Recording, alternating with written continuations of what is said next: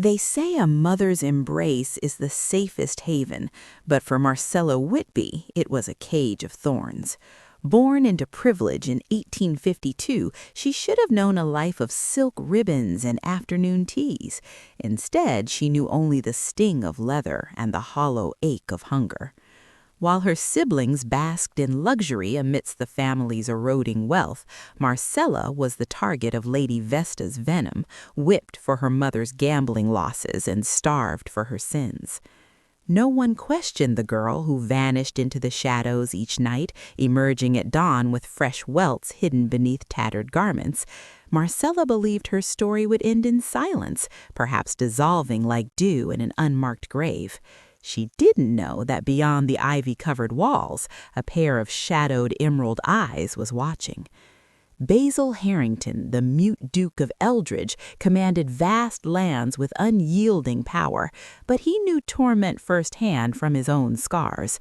He was a man voiceless yet capable of silencing storms, and when he witnessed the horror unfold on that misty garden path, a primal urge to shield her stirred within him. This is the tale of how a wordless duke shattered societal norms to rescue a forgotten soul, and the staggering revelation Marcella uncovers about his long hunt for her kin. Hello, dear listeners. Before we dive deeper, my granny, bless her quirky soul, swears that if we hit 1,000 subscribers, she'll finally spill her secret stash of scandalous family tales from the old country. It's quick and free, so hit that subscribe button, turn on notifications, and like this video to help us spin more yarns like this one. Oh, and drop your city or country in the comments. Where in the world are you tuning in from? Your support keeps these stories alive. Now, let's uncover the rot at the heart of the Whitby estate. Whitby Manor stood as a monument to fading glory, its stone facade crumbling under the weight of ivy and debt, much like the family residing within. Inside the dining hall, the air was thick with the scent of roasted pheasant and claret, a stark contrast to the hollow ache in Marcella's stomach. She stood not at the table, but in the shadows near the sideboard, watching her younger brother and sister feast. They laughed, their cheeks flushed with wine and indulgence, oblivious to the sister who wore the rough-spun wool of a servant rather than the silk of her station. At the head of the table sat Lady Vesta Hallowell, a woman whose beauty was hardening into a brittle mask of rage. A letter lay open beside her plate, the seal broken, another demand for payment from a London gaming house. Vesta's eyes, sharp as flint, darted across the room and landed on Marcella. To Vesta, her eldest daughter was not a child, but a breathing reminder of the dowry she had squandered and the husband who was never there to curb her vices. Reginald Whitby was oceans away, chasing merchant fortunes in the Orient, leaving his daughter defenseless against the storm at home. "You stare like a beggar," Vesta hissed, the crystal golub trembling in her hand. "Have you no shame lurking while your betters eat?" Marcella lowered her gaze, the gesture practiced and submissive. "I only waited for permission to clear the plates, Mother." "Permission?" Vesta stood, her chair scraping violently against the floorboards. She reached for the writing crap that she kept ominously atop the mantelpiece, a tool she called the teacher. "I'll teach you about permission." The room went silent. The siblings did not look up. They continued to eat, the clinking of silverware the only sound as Vesta descended upon her daughter. The crop whistled through the air, landing with a sickening crack against Marcella's shoulder. She did not scream. She had learned long ago that tears only whetted her mother's appetite for cruelty. Blow after blow fell, punishing her for the bad cards, the lost wagers, and the crumbling estate. When Vesta finally tired, breathless and flushed, she pointed a manicured finger at the door. "Out of my sight! No supper for the insolent." Marcella fled, her body burning, retreating into the cool dampness of the evening garden to stifle her sobs. She believed she was alone in her misery, hidden by the high stone walls that separated the Whitby rot from the rest of the world. But as the evening shadows lengthened and the mist began to curl around the ancient oaks, she was mistaken. Beyond the rusted iron gates, concealed by the thick ivy and the deepening twilight, a figure sat motionless atop a black stallion. He was a man of imposing stature, cloaked in heavy wool, his face obscured by the brim of his hat. He had not come by chance, drawn by dark whispers of the Whitby name and a promise made in blood years ago. The silent watcher observed the weeping girl, his emerald eyes narrowing with a dangerous, simmering resolve. The predator had arrived, but tonight he was not hunting for prey, he was hunting for justice. For a brief, cruel season, sunlight dared to touch Marcella's life in the form of Lord Arthur, the Earl of Brookvale. He was a man of gentle disposition who looked past the darning needle in Marcella's hand and saw the quiet grace of a lady beneath. He brought her posies of wildflowers and spoke of poetry, igniting a fragile hope in her chest that perhaps she was not destined to rot within these walls. But Lady Vesta was a spider who sensed her web trembling. She could not afford to lose her scullery maid, nor the target of her wrath. Over a tea service Marcella was forced to pour, Vesta leaned in with a conspiratorial whisper, her voice dripping with feigned sorrow. "It breaks a mother's heart to admit, my lord, but poor Marcella suffers from a feeble constitution. Hysteria, the doctors say. She is not fit for the rigors of marriage." Lord Arthur, too polite to question a mother's concern, retreated with a pitiable glance, leaving Marcella to sweep up the shattered fragments of her future. The gloom returned, only to be pierced by the thunderous arrival of Reginald Whitby. Her father, fresh from the salt spray of the Atlantic, stormed into the manor with gifts and booming laughter. But his mirth died the instant he saw the purple bruises marring Marcella's arms as she reached for a heavy tureen. Reginald's rage was swift. He seized the riding crop from the mantel, the hated teacher, and snapped it over his knee like a dry twig, hurling the pieces into the hearth. "If you ever raise a hand to her again, Vesta, I shall leave you destitute," he roared, shaking the very foundations of the house. For 3 days, Marcella slept without fear. But the sea was a jealous mistress, and Reginald's debts were vast. He departed as quickly as he had arrived, promising to send for them once his fortunes were secured in the East. He did not know that he had signed his daughter's warrant. The moment Reginald's carriage dissolved into the morning mist, Vesta turned on Marcella with eyes devoid of humanity. "You poisoned him against me," she seethed. The riding crop was ash, but the garden provided new horrors. Vesta stripped a flexible birch branch of its leaves, creating a rod that cut sharper and deeper than leather ever could. The beating that followed was not discipline. It was an exorcism of Vesta's own self-loathing, leaving Marcella broken on the floorboards, praying for the oblivion of death. Yet walls have ears, and servants have tongues. In the village tavern, the Earl of Brookvale spoke into his cups about the strange, sad girl at Whitby Manor and the mother's cold lies. The gossip drifted like smoke, moving from the tavern to the market, and finally to the ears of a brooding groom who served a master known for his silence. The tale of the feeble girl and the broken crop rippled outward, carrying a frequency of distress that only one man was tuned to hear. The silent Duke was listening. The news of Reginald Whitby's death at sea struck the manor not with the heavy toll of grief, but with the hollow thud of opportunity for Lady Vesta. She wore her widow's weeds like a costume, her sorrow performative, while behind closed doors, her cruelty toward Marcella intensified.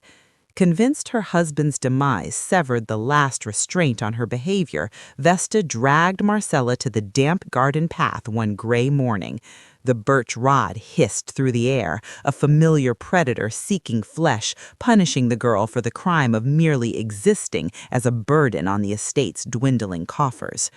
But the rod never landed. A gloved hand, strong as iron, intercepted Vesta's wrist mid-swing. Vesta gasped, turning to unleash her venom on the intruder, but the words died in her throat. Towering over her was Basil Harrington, the Duke of Eldridge. He stood like a monolith of judgment, his emerald eyes burning with a cold, terrifying fire. He did not speak. He never spoke, but the air around him crackled with a command that required no voice.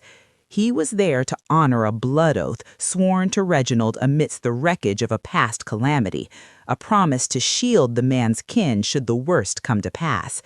To the world, Reginald was dead. To Basil, the vow was alive and breathing, shivering on the wet gravel. Basil did not debate. He did not plead. He simply reached into his coat and produced a parchment, thrusting it toward Vesta. It was a deed of transfer for Marcella's wardship, accompanied by a bank draft for £5,000. Vesta stared at the sum, her eyes widening. The amount was staggering, enough to clear her gambling debts and restore her vanity for years. The choice between her daughter and the gold was made in a heartbeat. With a sneer that twisted her beautiful face into something grotesque, she snatched the draft. "Take the wretch," she spat. "She is of no use to me." Marcella, dazed and trembling, felt herself lifted from the dirt, not roughly, but with a firmness that promised safety. She was guided into a carriage upholstered in velvet darker than the night. As the horses pulled away, the crumbling silhouette of Whitby Manor faded into the mist, and for the first time in her life, the crushing weight of her mother's presence was gone. Yet silence filled the carriage, a heavy, impenetrable silence. Sitting across from her, the Duke watched the passing countryside, his face a mask of stoic pain. Marcella huddled in the corner, trading one cage for another, wondering what price this mute savior would demand. As they passed through the towering gates of Eldridge Hall, the shadows of the estate seemed to reach out, whispering that the Duke's silence hid wounds far deeper than her own. Eldridge Hall was not the cold stone tomb Marcella had feared. It was a sanctuary of quiet restoration. For the first time, she slept in a bed warmed by coals, ate meals that did not taste of ash, and walked corridors where the only footfalls were those of servants who met her gaze with respect, not pity. But the true nourishment came not from the larder, but from the library.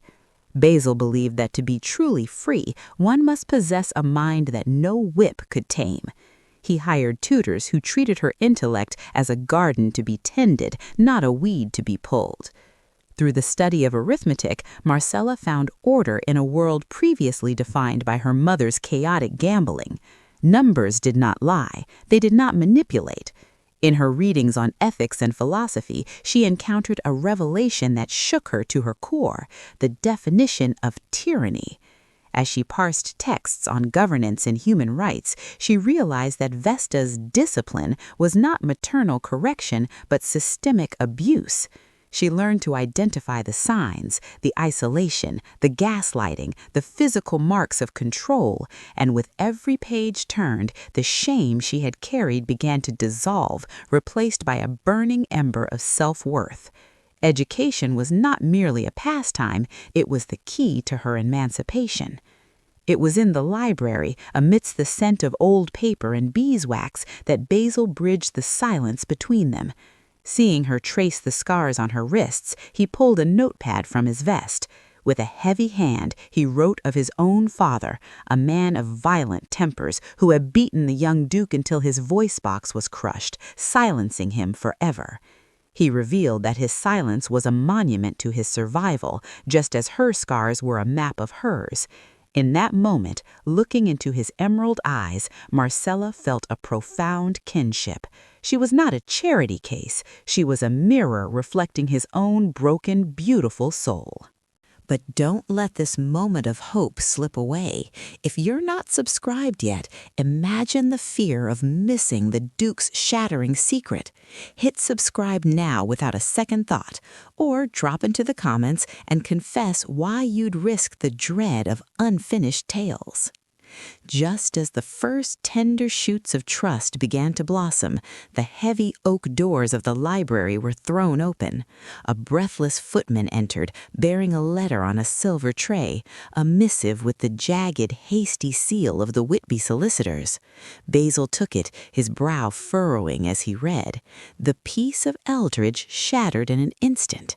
The letter contained news that would drag Marcella back into the suffocating orbit of her past, revealing that the contents of the solicitor's letter were not merely legalities, they were the final strike of a long-planned execution of justice. Basil, with the strategic foresight of a general, had secretly acquired the insurmountable mortgages of Whitby Manor. The estate was no longer Vesta's to rule, it was his to foreclose. The seizure was total. Vesta was to be evicted, her reign of terror ended by the stroke of a pen. But the bailiffs who tossed Vesta's vanity into the courtyard discovered a secret far viler than unpaid markers hidden within the lining of her jewelry box. Among the seized papers was a bundle of crumpled letters, postmarked from Lisbon and stained with damp. They were in Reginald's hand. He had not perished in the Atlantic as Vesta had claimed. Instead, he had been languishing in a Portuguese gale for 2 years, imprisoned on false charges of fraud, charges Vesta herself had engineered by forging his signature on illicit loans, then abandoning him to rot while she cashed in his life insurance policies. She had left her husband to decay in a foreign dungeon so she could fund her nights at the card table. The revelation struck Marcella with the force of a physical blow, but the weeping girl who once cowered in the scullery was gone. In her place stood a woman forged in the fires of Eldridge and tempered by the Duke's silent strength. She did not weep for the betrayal, she burned with a cold resolve. When she looked to Basil, his emerald eyes reflected her own fury. He scribbled a single command on his notepad: "We sail tonight." There was no discussion of safety, no suggestion that she remain behind. They departed Eldridge under the cover of a storm, racing toward the coast to board a clipper bound for the continent. The journey was perilous from the start. The Atlantic churned with violent swells, mirroring the turmoil in Marcella's heart. But the ocean was not the only danger. As the coast of England faded, Basil remained vigilant, pacing the deck with a pistol concealed beneath his coat. He knew that Vesta, cornered and desperate, still had allies in the criminal underworld, men who would kill to keep the dead buried. Somewhere in the salt spray and shadows, the reach of a vindictive mother stretched across the waves, threatening to sink them before the truth could ever come to light. The descent into the bowels of the Lisbon jail was a journey into hell itself, the air thick with the stench of rot and forgotten souls. But when the heavy iron door creaked open, the hollow-eyed man chained to the wall wept not from pain, but from recognition. Reginald Whitby was a shadow of the merchant king he had once been, yet as Marcella knelt in the filth to embrace him, the bond between father and daughter was reforged in iron and tears. With Basil's gold greasing the palms of corrupt officials, they smuggled Reginald out under the cloak of night, leaving the damp cell behind for the bracing salt air of freedom. Weeks later, the reckoning arrived in the chilly drawing-room of the seized Whitby Manor. Lady Vesta stood cornered, her face a mask of crumbling porcelain as she faced the husband she had buried and the daughter she had tortured. Beside her, Marcella's siblings huddled, stripped of their arrogance, terrifyingly aware that their fate rested in the hands of the sister they had scorned. Vesta spat venom, claiming justification, but Marcella raised a hand, not to strike, but to silence. "You expected me to bring the lash, mother," Marcella said, her voice steady and resonant, shaped by the ethics she had studied by candlelight. "But to answer cruelty with cruelty is to let you win. I will not inherit your hate." She turned to her siblings, offering them not retribution, but a lifeline, endowments for their education and a promise of protection, severing the toxic dependency Vesta had cultivated. For Vesta, however, the sentence was absolute. There would be no prison cell, which Vesta might have worn like a martyr's crown. Instead, she was banished to a crofter's cottage on the edge of the moor, granted a stipend sufficient only for bread and coal, denied the audience and luxury she craved. It was a punishment of obscurity, destitution without the dignity of incarceration. As Vesta was escorted away, screaming into the wind, a heavy silence fell over the manor. The cycle was broken. Later that evening, in the quiet sanctuary of the library, the adrenaline faded, leaving Marcella trembling. Basil approached, his presence a warm anchor in the storm. He did not need a voice to speak the truth that had been growing between them. He took her hand, placing a folded note into her palm. Her breath caught as she read the script, the ink still wet. "I have spent my life hunting for your safety, but in the process I found my own heart. You are the voice I lost and the song I wish to keep." Marcella read the note, the ink blurring slightly through the prism of her tears. The song I wish to keep. She looked up into Basil's emerald eyes, seeing not just a protector, but a man who had bared his own fractured soul to heal hers. She reached out, her fingers tracing the sharp line of his jaw, and for the first time she felt entirely whole. She did not need him to speak. His actions had roared louder than any declaration. "Then let us never be silent again," she whispered, leaning in to press her lips to his. It was a kiss that tasted of rain, relief, and a promise kept. Their union was celebrated not with the gaudy extravagance Vesta had prized, but with a quiet, sacred intimacy in the chapel of Eldridge Hall. Reginald, his frame filled out and his eyes clear, stood by the altar. As he watched his daughter take the hand of the man who had saved them both, he raised a glass in a trembling toast. "I gave you life, Marcella," he said, his voice thick with emotion, "but you and Basil, you gave each other a future. You possess a fortitude that shames the strongest iron." In the months that followed, Marcella took her place not merely as a duchess, but as the architect of her own lineage. She reconstructed the Whitby name, stripping it of its toxic legacy and rebuilding it on a foundation of empathy. Her journey had taught her that resilience was not about enduring pain in silence, but about having the courage to voice one's needs, a form of self-advocacy she practiced daily. She and Basil found a rhythm akin to therapy in their shared existence. They created a space where trauma was acknowledged, not buried, allowing their bond to serve as the salve for old wounds. She had learned that true dignity came from within, and that love was the safe harbor where one could finally drop the anchor. As they stood together on the balcony, watching the sun set over a land finally free of shadows, the story of the girl in the cage of thorns came to its gentle close. But heed this. The terror of stories left untold should grip you. Subscribe instantly to banish that fear, or venture to the comments and wail about your reluctance, dooming yourself to narrative voids.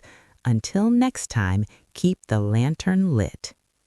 Beyond the romance of the silent duke and the resilient maiden lies a tapestry of hard-won wisdom woven for those willing to see it. Marcella's journey illuminates the dark corners of domestic tyranny, teaching us to recognize the insidious signs of abuse, isolation, financial control, and the manipulation of reality known as gaslighting. Through her studies in the quiet library of Eldridge, we learn that education is the ultimate emancipator. It was not merely arithmetic and ethics that saved her, but the realization that her value was intrinsic, independent of her mother's cruel estimation. Knowledge provided the vocabulary to name her suffering, transforming vague misery into a clear injustice to be fought. Furthermore, the story underscores the vital importance of breaking generational cycles. When Marcella stood over a defeated Vesta, she held the power of retribution in her hands, yet she chose a different path. By refusing to answer violence with violence, she demonstrated that true justice often looks like mercy tempered with strict boundaries. She secured her siblings' future while denying Vesta the power to harm again, teaching us that ending a legacy of trauma requires the courage to act unlike those who hurt us. Finally, through her bond with Basil, we see that healing is a collaborative act, a partnership where silence is respected and self-advocacy is the foundation of enduring love.